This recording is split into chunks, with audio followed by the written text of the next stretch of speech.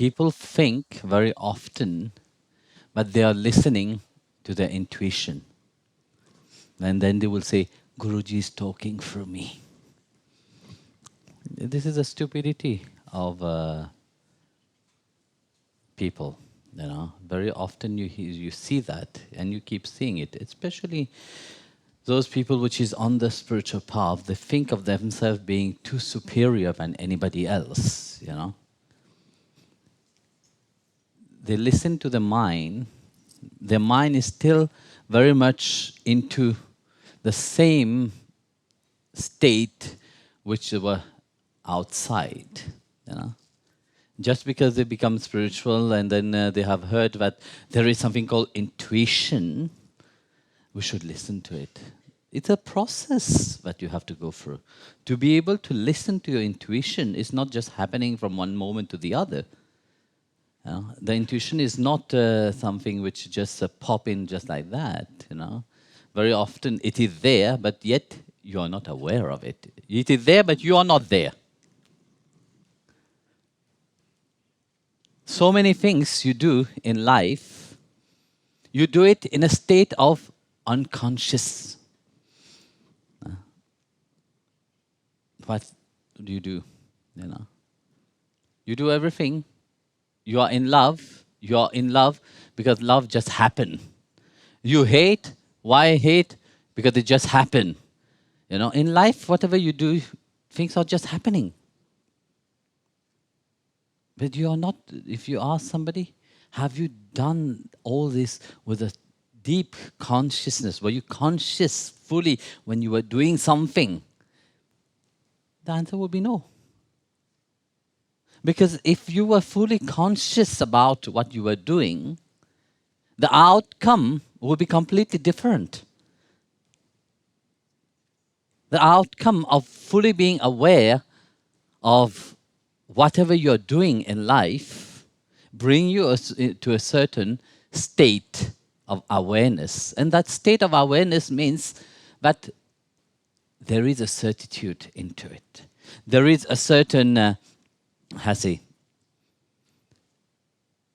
there's no doubt in what I'm doing, And there's no, it will, like somebody was saying, they will revibrate the same words what the master said always to you.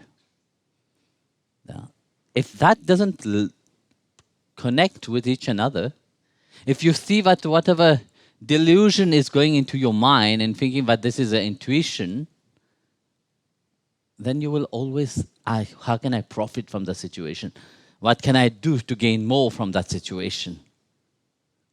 And that you see very often, in ungrounded people life. They think that they are listening to the intuition, but in reality they're luding themselves into a certain delusion, and also with them they also lude other people into the same delusion which they are in. Just because they have heard of beautiful words called intuition, and yet you can see that they are not in tune at all. They are not grounded at all. So to be able to come to the point of listening to the intuition itself, firstly, you have to be in the state of calmness within yourself. If you are yourself not in a state of calmness, you can't even listen. Of course, you sit there and in deep meditation, you will hear many voices inside of you. Yes or no? But all these voices are just the old recording of your mind, which is, it have recorded it, and when you are closing your eyes, you pretend to meditate, it will throw it back to you. And that's what people do. They think that, yes, I am too great, I can listen to my intuition now. In one of the satsang, I say, don't listen to your intuition because you have not reached to that level. But you have to come to the point, and through your sadhana, through your spiritual practices, go into that calm state to differentiate what is the first voice that I feel inside of my heart, and which one is the second one, which I hear in my head. There's too big difference between the two. Even if they appeared to dress the same way, one is filled with confidence, the other one is filled with confusion. Easy example is that once you listen to your intuition, you will always say, no, no, no, it can't be so simple. It can't be so simple because we want something to be more dramatized in our life. We want something to be more extravaganza. No, then we can say, yes, I am doing something with my life. You know? No, you're not doing anything. Because if you have soaked in and really deepen yourself, you know, through the satsang, through the knowledge, through your sadhana, you will not just, things will not just happen to you.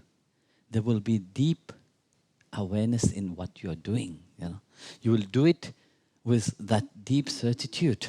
Yeah. You will realize that yes, things don't just happen like that. There is something behind that make that things happen.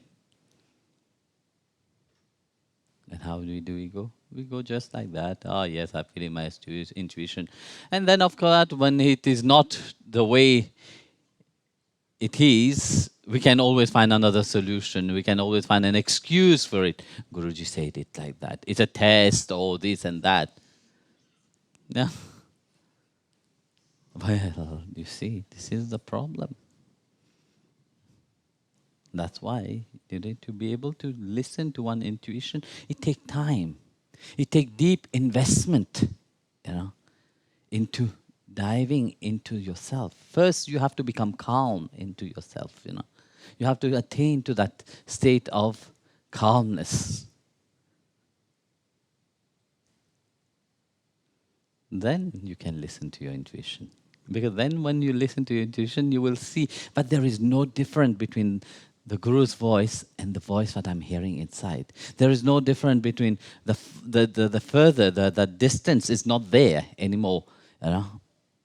Then there is no need but how to say, you come to that point of surrender. You know? You come to that state of surrendering. You know? And everything that you do it with that same attitude, the same state of love. You do it with the same state of whatever I'm doing it in a state of surrender. And this is when you are really centered inside of you, when you are really grounded inside of you. Not only centered and grounded, but also awake into that blissful state, you know, awake into that joy. You know. So in whatever you do, that joy will be infused into it. So until that happens, don't listen to your so-called intuition.